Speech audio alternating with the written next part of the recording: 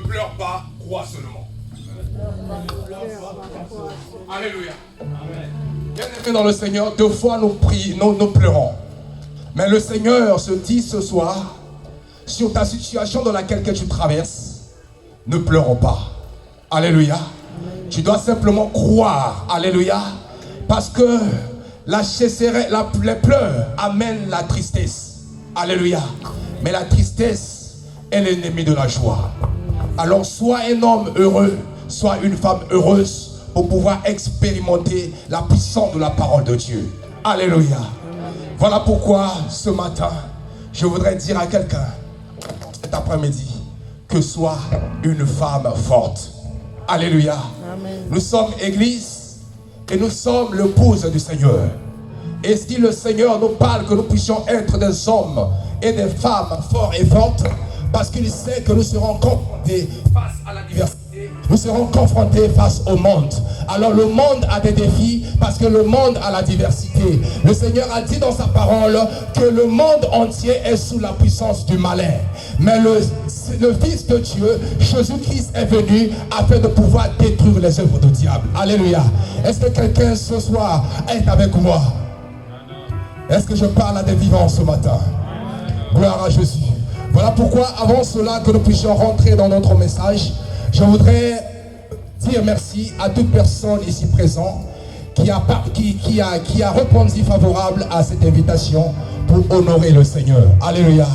Est-ce que nous pouvons acclamer pour l'église Chapelle de Victoire? Alléluia. Gloire au Seigneur.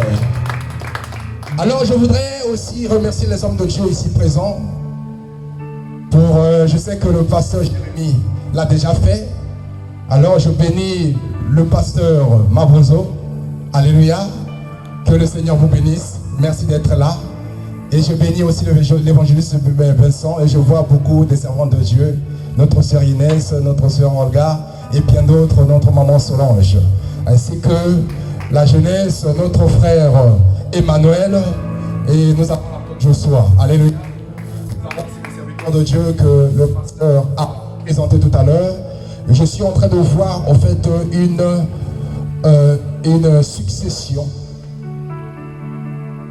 de grâces que le Seigneur a versées au travers de la jeunesse. Le Seigneur me dit de te dire que la vraie taille de l'homme, ce n'est pas sa taille habituelle. Mais la vraie taille de l'homme, c'est la parole qui sort en lui. Alléluia. Donc au travers de ce qui est en toi, qui va sortir dans cette ville, les gens viendront au Seigneur. Et tu gagneras beaucoup de jeunes au travers de cette ville. Alléluia. N'abandonne pas. Malgré les moqueries, les critiques, reste attaché au Seigneur. Parce que tu as quelque chose de la part de Dieu que le Seigneur va utiliser pour cette génération. Et je vais parler avant la fin de cette année, que vous donnez accès à ce service, d'organiser une journée ou un week-end spécial pour la jeunesse. Et vous verrez ce qui va se passer au travers de cette journée. Alléluia. Est-ce que quelqu'un est avec moi ce soir? Parce que le Seigneur a besoin de susciter une jeunesse qui va prendre le relais. Alléluia. Et ça commencera au travers des hommes fidèles, engagés et déterminés. Parce qu'il est écrit que le zèle de sa maison me dévore. Une personne qui est engagée, qui est disponible pour pouvoir servir le Seigneur, c'est cette personne-là que le Seigneur va l'utiliser pour confondre les forts. Alléluia. Amen. Parce que le Seigneur a dit, il prend les faibles pour confondre les forts. Gloire au Seigneur. Est-ce que quelqu'un est faible ce matin? Je te dis que le Seigneur a dit que les faibles disent qu'ils sont forts. Amen. Alléluia. Amen. Si tu es faible ce matin, mais le Seigneur te dit qu'à travers de ta faiblesse, sa puissance va se manifester. Parce que c'est quand tu es faible, c'est alors que tu es fort. Amen. Alléluia. Amen. Mais avant que nous puissions parler du mariage et des personnes, face à des personnes difficiles, et comme à tout Seigneur, tout honneur, je voudrais inviter le couple Niang de se positionner devant. Je vous invite par la gloire du Seigneur avant que je puisse commencer le message. Est-ce que nous pouvons acclamer le Seigneur?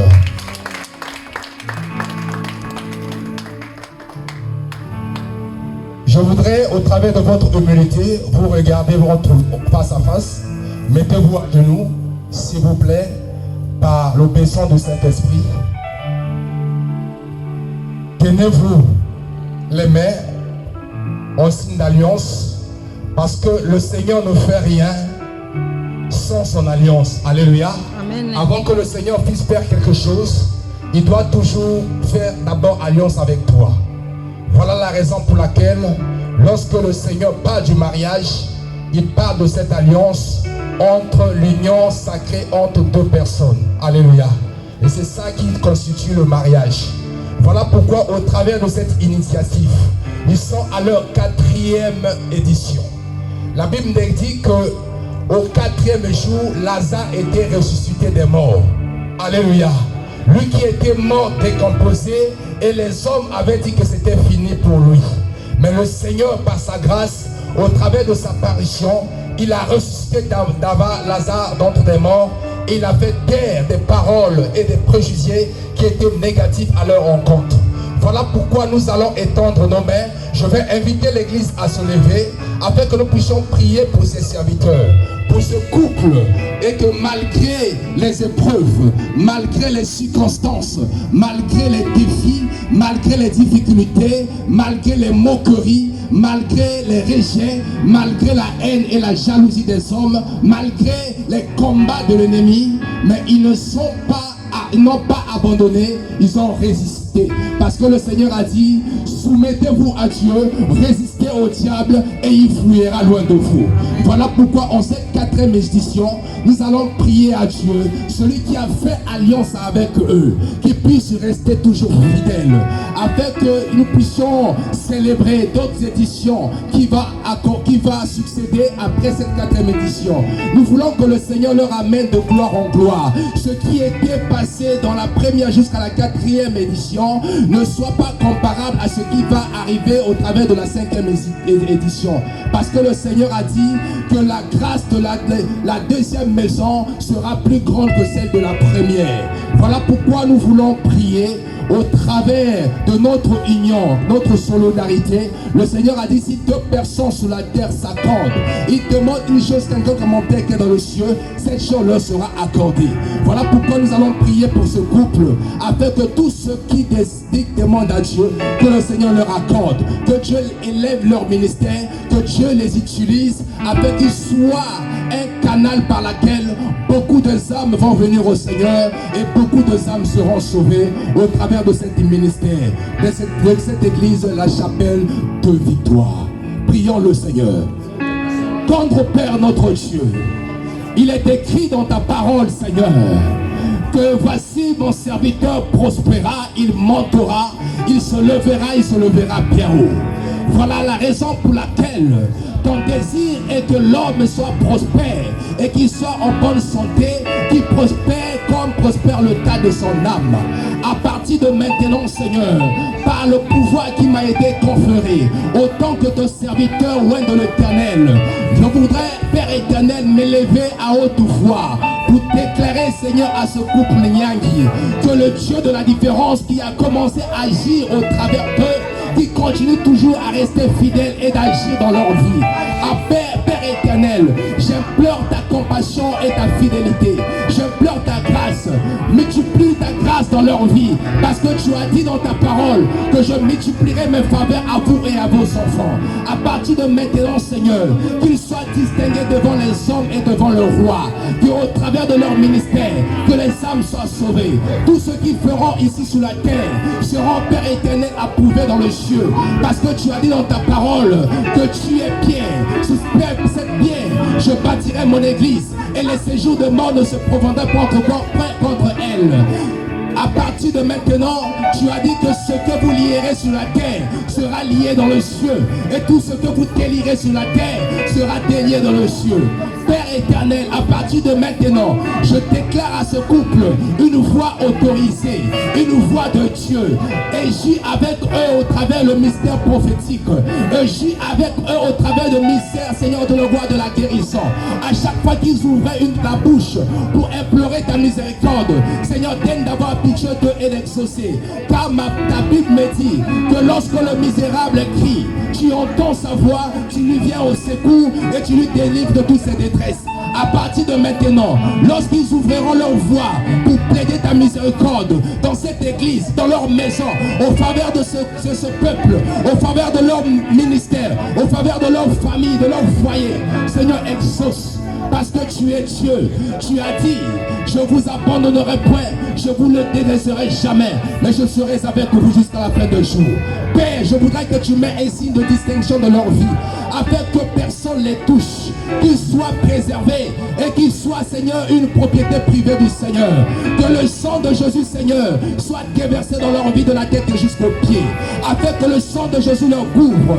Lorsque l'ennemi cherche qui peut nuire, puis qui détruit, mais au travers d'eux, aussi longtemps que l'alliance de Dieu au travers le sang, leur vie sera épargnée devant les accidents, devant les pleurs de l'ennemi. Même si les personnes, Seigneur, vont inviter des prophètes à leur sorte pour les maudire, la manière que Balak a demandé à Balaam de pouvoir venir maudire le peuple d'Israël, mais Balak, Seigneur, Balaam n'a pas pu maudire ce peuple parce que c'était un peuple béni de l'Éternel. Lorsqu'il déclara les malédictions pour ce peuple, Dieu avait changé cela en bénédiction. À partir de maintenant, toute personne qui s'oppose à ce ministère, alléluia, c'est le contraire, Seigneur de la gloire, de ce qu'ils vont avoir. Voilà la raison pour laquelle tu as dit que celui qui creuse, Seigneur de la gloire, un fossé pour tomber, lui-même il tombera dessus. Que ses ennemis, Seigneur, dispersent, que 1000 tombent à leur côté, 10 000 à leur droite, il ne sera jamais atteint. De tes yeux seulement, il regardera et il verra la rétribution de méchants. Parce que tu as dit que celui qui demeure sous l'abri des très hauts repose à l'ombre de Tout-Puissant. Que leur vie soit reposée sur ta main, que personne ne touche. Celui qui les touche, touche la preneur de l'œil de l'Éternel.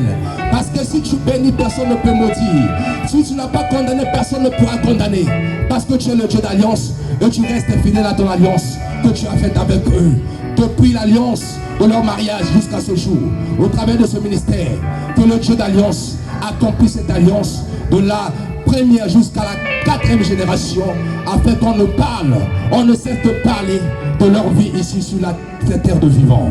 Que prix leur soit accordé, de la même manière que le Seigneur a donné à Josué tout le pays qui leur a qui touchera la pointe de leurs pieds. Que prix leur soit donné.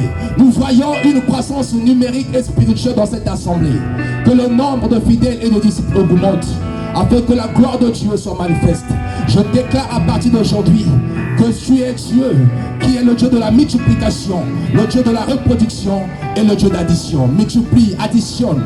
De la même manière, Seigneur, que Isaac avait sémé dans un pays de sécheresse, il a récolté dans la même année le centime de ce qu'il avait sémé. Et de la même manière, il est en train de s'aimer dans cette nation, de cette église. C'est encore dans la sécheresse. Mais je déclare, Père éternel, étant que ton serviteur, que l'année prochaine, de la même époque, je vais voir le fruit de ces paroles qui a été scellées en ce lieu. Car tu as dit dans ta parole, lorsque l'Éternel envoie sa parole, cette parole court avec vitesse dans le but de pouvoir se réaliser. Que parce que tu n'es pas un homme pour mentir, ni un fils de l'homme pour se repentir. Si Isaac, Seigneur, avait sémé, lui qui voulait fuir le pays, parce qu'il y avait la sécheresse comme son père Abraham, mais tu lui as dit de ne pas fuir, de rester, et tu lui as béni le centuple, afin que la bénédiction d'Isaac a suscité la haine et la jalousie, et qu'il a fait trembler le roi, et qu'on a voulu même le chasser du pays. À partir de maintenant, Seigneur, tous ceux qui font de leurs mains, tous ceux qui touchent puissent prospérer à tous égards, afin que Père éternel, la bénédiction d'Isaac, la bénédiction d'Abraham, d'Isaac et de Jacob lui soit accordée à partir de maintenant. Dans le nom de Jésus que nous avons ainsi prié, nous disons Amen. Amen. Gloire à Jésus. Que Dieu vous bénisse.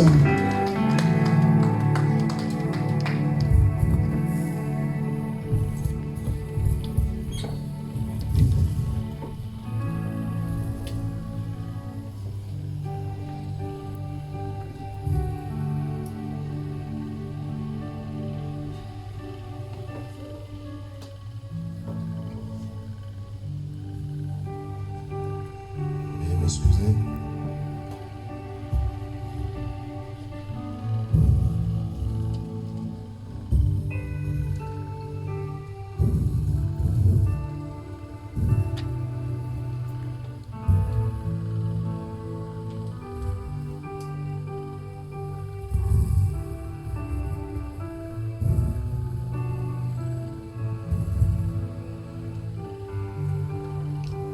Gloire à Jésus.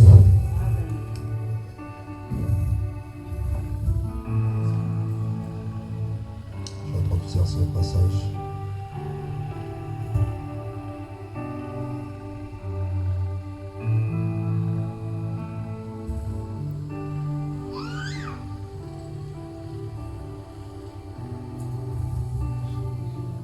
Est-ce que nous pouvons lire dans le livre de 1 Samuel?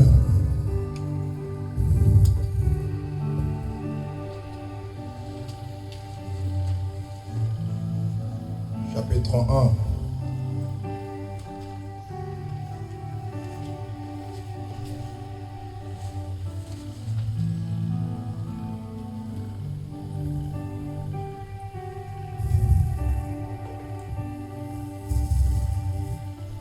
Nous allons lire jusqu'au verset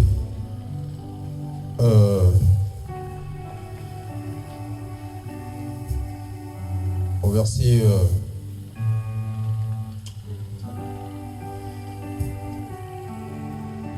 16-18. Bon, c'est vraiment une conversation, mais je voudrais souligner les points essentiels pour que nous puissions gagner le temps. Alléluia. Est-ce que nous pouvons lire le livre de 1 Samuel, chapitre 1, à partir du premier verset? Il y a un lecteur dans la Bible, dans la salle, qui pouvait nous faire la lecture à partir du verset 1. Nous allons lire la parole de Dieu dans 1 Samuel, chapitre 1. Amen.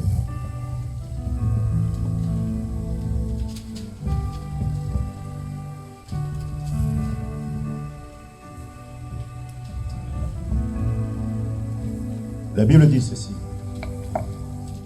Il y avait un homme Amen.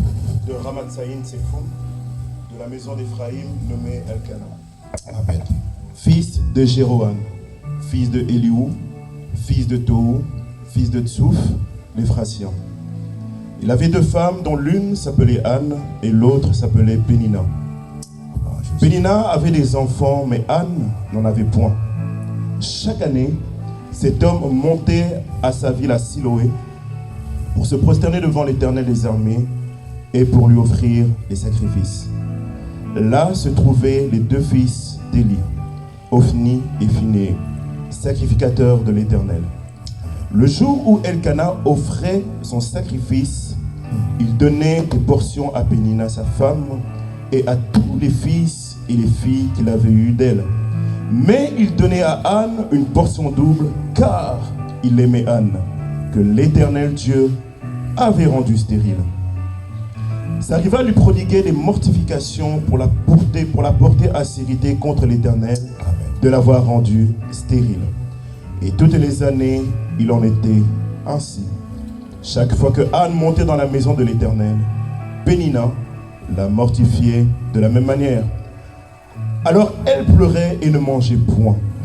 Elkana, son mari, lui disait: Anne, pourquoi pleures-tu et ne manges-tu pas? Pourquoi ton cœur est-il attristé? Est-ce que je ne vaux pas pour toi mieux que deux fils? Anne se leva après qu'on l'eut mangé et bu à Silo. Le sacrificateur Élie était assis sur un siège près des poteaux du temple de l'Éternel. Et l'amertume dans l'âme, elle pria à l'Éternel et versa des pleurs. Verset 11, elle fit un vœu en disant: l'Éternel des armées, si tu daignes regarder l'affliction de ta servante, si tu te souviens de moi et n'oublie point ta servante, et si tu donnes à ta servante un enfant mâle, je le consacrerai à l'Éternel tous les jours de sa vie, et le rasoir ne passera point sur sa tête. Comme elle restait longtemps en prière devant l'Éternel, Élie observa sa bouche. Anne parlait dans son cœur et ne faisait que remuer ses lèvres. Mais en n'entendant point sa voix, Élie pensa qu'elle était ivre. Et il lui dit: jusqu'à quand seras-tu dans l'ivresse? Fais passer ton vin. Anne répondit: non, mon Seigneur, je ne suis point une femme, je suis une femme qui souffre dans son cœur. Et je n'ai bu ni vin, ni boisson enivrante. Mais je répandais mon cœur et mon âme devant l'Éternel. Ne prends point ta servante pour une femme pervertie, car c'est de l'excès de ma douleur et de mon chagrin qui me fait parler jusqu'à présent.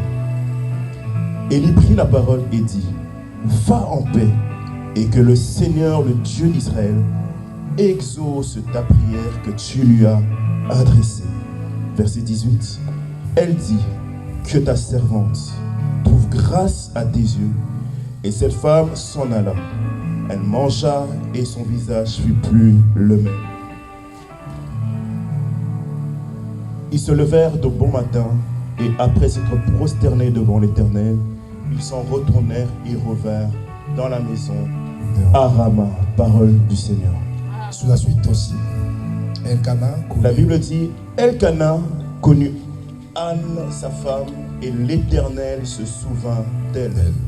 Verset 20. Dans le cours de l'année, Anne devint enceinte. Elle enfanta un fils qu'elle nomma Samuel, car, dit-elle, je l'ai demandé à l'Éternel. Parole du Seigneur. Est-ce que nous pouvons acclamer pour la parole de Dieu? Gloire au Seigneur. Alors ce matin ou encore cet après-midi, je voudrais m'adresser à une femme qui s'appelle peut-être Anne. Alléluia. Peut-être tu as des soucis dans ton cœur. Peut-être tu as des chagrins dans ton cœur. Peut-être tu as des difficultés qui te dépassent même de l'entendement. Peut-être tu pries Dieu, tu sers le Seigneur, tu as l'impression qu'il y a un vent contraire. Tout ce que tu fais ne marche pas. Tu crains Dieu à ta façon, tu sers le Seigneur de ta manière. Mais tu as l'impression que tu vois des personnes qui craignent Dieu et qui ne craignent pas Dieu avancer dans leurs œuvres. Mais toi qui crains Dieu, tu stationnes, tu tournes au rond. Tu as l'impression que la vie est injuste. Mais je voudrais te dire que Anne était une femme, alléluia, qui craignait Dieu et qui était bien aimée dans le Seigneur dans le mariage, alléluia. Et dans ce mariage, le Seigneur, comme je voudrais dire tout à l'heure, que le mariage c'est une institution divine. Parce que Dieu a dit à l'homme qu'il n'est pas bon que l'homme soit seul, je lui ferai une aide semblable, alléluia. Et l'homme a été créé, et la femme a été créée avec un côté tiré de l'homme. Et on l'appellera femme parce qu'il a été tiré dans l'homme. Voilà pourquoi c'est là où Dieu a donné, a béni l'institution du mariage. Dieu les avait bénis et les avait dit soyez féconds, multipliez-vous. Voilà la raison pour laquelle le mariage est une bénédiction. La Bible dit dans Proverbe que celui qui trouve une femme trouve le bonheur. Alléluia.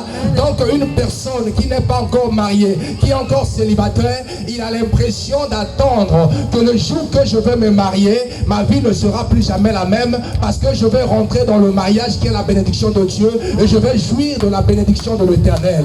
Alléluia. Ce sont des choses que chacun d'entre nous, avant de rentrer, avant de se marier, il est en train toujours de méditer en lui, en elle-même, en se disant que le jour que je vais me marier, quelque chose va se passer. Alléluia. Qui vont même plus loin de comparer son mariage qui va peut-être dépasser celle des autres. Parce qu'il sait que dans le mariage, il y a le bonheur, dans le mariage, il y a la bénédiction. Pourquoi les enfants de Dieu voient le contraire dans le mariage? Alléluia. D'autres qui sont rentrés, au lieu de trouver la bénédiction, ils commencent à trouver le contraire de la bénédiction, qui est les malheurs, qui est les soucis, les difficultés. Mais tout cela, bien aimé d'abord, vient d'une source, et d'une seule source, qui est l'ennemi. L'ennemi de ton âme. L'ennemi de Dieu, l'ennemi qui est le diable, le voleur. Alléluia. La Bible dit que dans Matthieu 10, que le voleur ne vient que pour dérober, égorger et détruire. Mais moi, le Seigneur Jésus-Christ, je suis venu afin que mes brebis aient la vie et qu'elles soient dans l'abondance. Donc il n'y a aucun mariage que le Seigneur a béni conscient que dans cette mariage que les gens vivent la souffrance. Dieu a toujours besoin qu'ils puissent vivre l'abondance. Alléluia.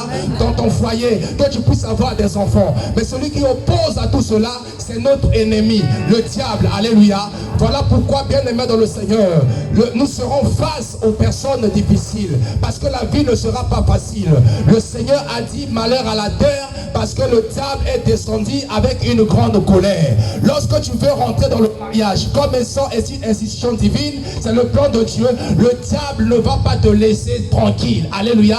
Parce qu'il est en train de voir que tu es en train de rentrer dans le bonheur. Tu es en train de rentrer dans l'abondance. Tu es en train de rentrer dans la multiplication. Tu es en train de rentrer parce que tu étais parti tu te m'as sorti avec beaucoup d'enfants. Alléluia. Parce que cette bénédiction ne vient pas des hommes. Cette bénédiction ne vient pas de ta famille, mais cette bénédiction vient de Dieu. Alléluia.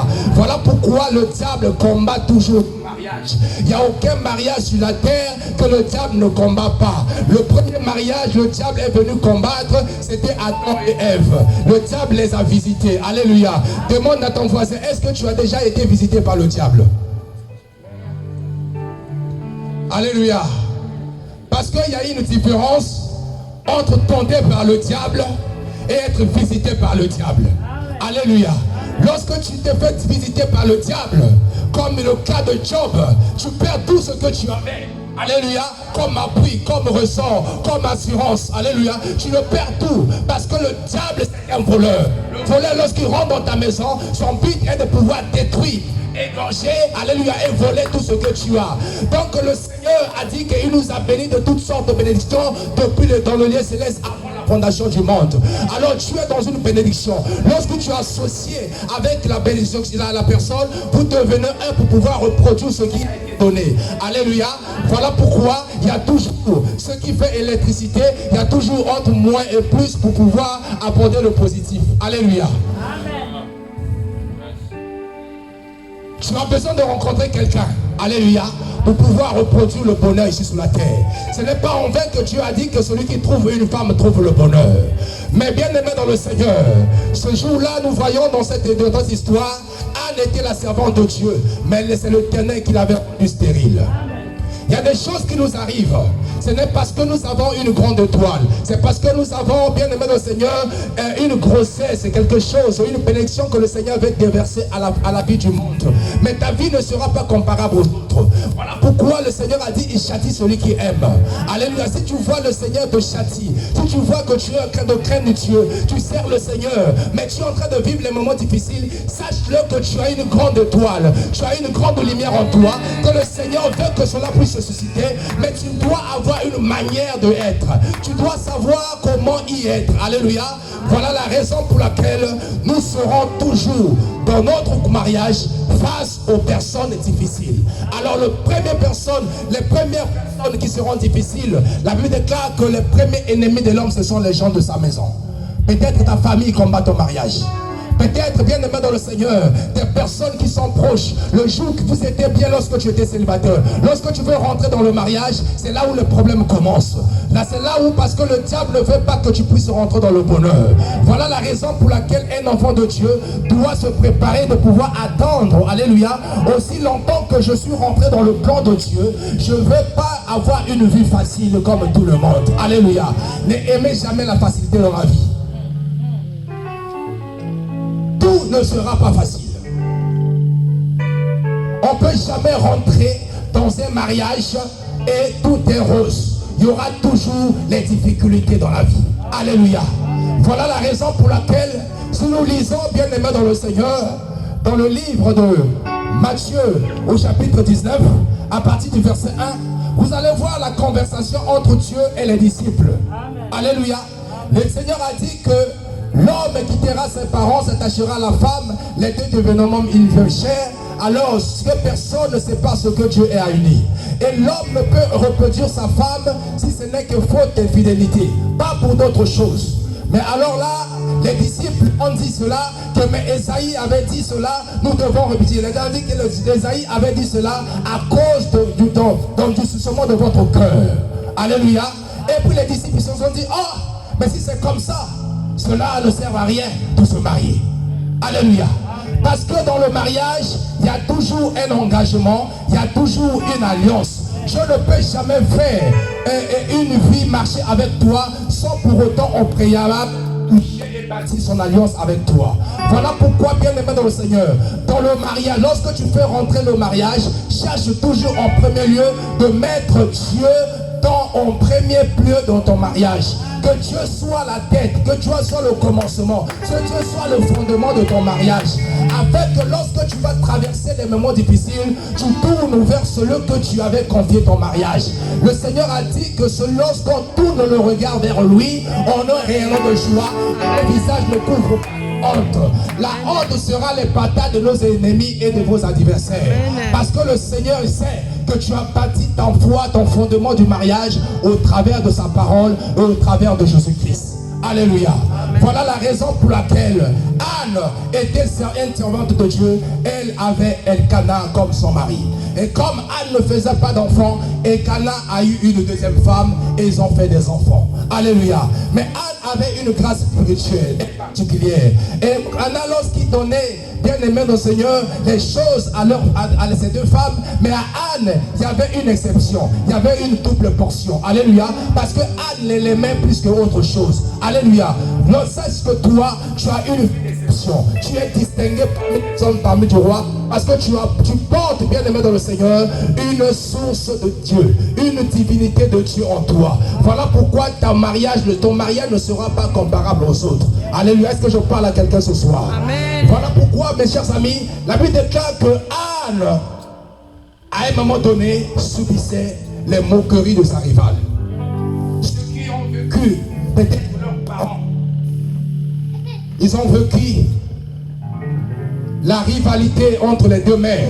Ce n'est pas toujours évident de rester dans un foyer où il y a la rivalité entre deux, où votre père a épousé deux femmes, où vous êtes dans une maison que quelqu'un a deux femmes. Il y a toujours une guerre, alléluia. Et surtout que cette femme, ce qui lui poussait encore de pouvoir voir le dessus sur l'autre, pouvoir avoir encore les injures qui pourraient peut-être blesser l'autre, c'était parce que cette femme était stérile, Anne était stérile et l'autre donnait des enfants. Alléluia. Peut-être tu es face à cela. Tu es marié. Tu te dis que mon mariage c'est la bénédiction de Dieu. Mon mariage c'est Dieu qui me l'a donné. Mon mariage a été vu par des prophètes. Mais depuis que je suis rentré dans ce mariage, je vois que le vent contraire, je vois que le noir, tout est sombre, tout est obscur. Tu commences à se demander pourquoi la vie est faite-t-elle ainsi. Alléluia. Mais laisse-moi te dire ce matin, le Seigneur a dit ne pleure pas. Alléluia. Ne pleure pas.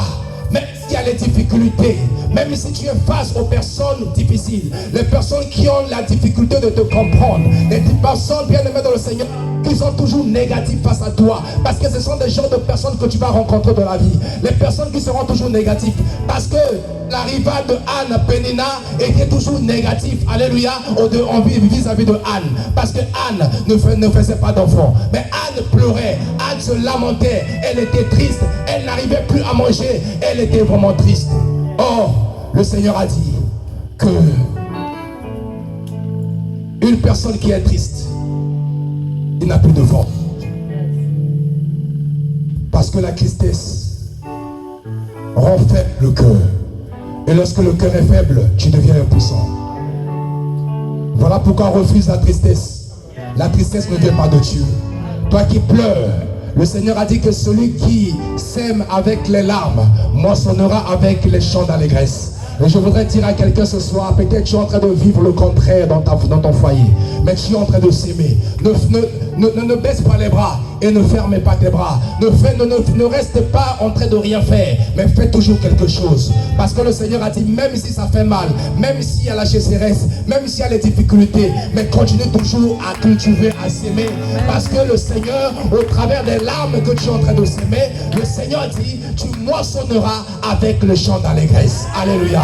Voilà pourquoi tu es en train de s'aimer dans ton mariage. Et si tu demandes le mariage de certaines personnes qui ont fait peut-être 30 ans, 20 ans dans le mariage, tu te demandes mais comment ils ont fait pour pouvoir vivre. Ils vont te dire que eux aussi, ils ont traversé des moments difficiles, mais ils sont restés attachés au Seigneur et le vent contraire était passé, il y a eu un calme. Parce qu'après la tempête, il y a toujours un calme. Le Seigneur viendra mettre à la tempête, dire que non, la tempête, la mer, le vent, calme-toi. Parce que le Seigneur est le maître de temps et des circonstances. Alléluia. Parce qu'il sait que les circonstances vont nous arriver. Mais en tout cela, demande la persévérance. Est-ce que quelqu'un est persévérant? Amen. Beaucoup de personnes sont en train de quitter leur foyer parce qu'ils ne sont pas persévérants. Mais le Seigneur insiste dans la persévérance. Parce que la prière marche avec la persévérance. Alléluia.